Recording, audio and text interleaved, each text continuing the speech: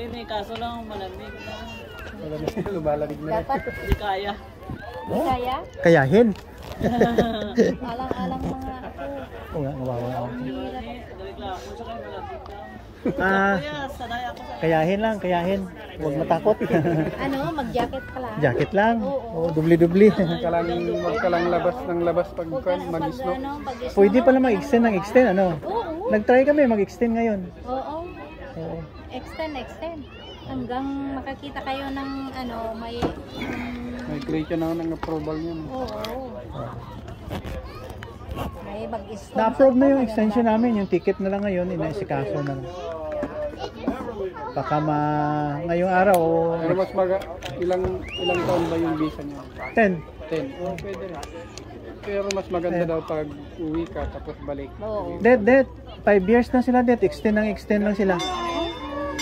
Sa Victoria, nila bata. Talaga tita. Yung anak ko, hello. Pero bago lang. Saan po siya sa Victoria? Sa ano, ICU. Oh, ICU. Oo. Pero bago pa lang daw sila. From Toronto. Nagka-training pa lang. Oo. May mga kids din sila tita. Isa. Ayun o, yung...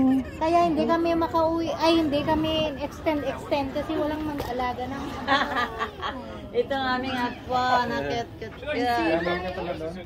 Opo. Naganda na doon. 2 years din dito. And then nag-mat leave ako ng 1 year and 8 months. Oo. Tagal lang. 22 months. Maternity leave niya, tagal. 22 months ako, 18 months plus yung emergency leave. Inavail ko na din tita kasi may pay pa sayang. Tumaas pa naman ng ng sahod na. Balik ka rin ba? Hirap tita kasi yung schedule.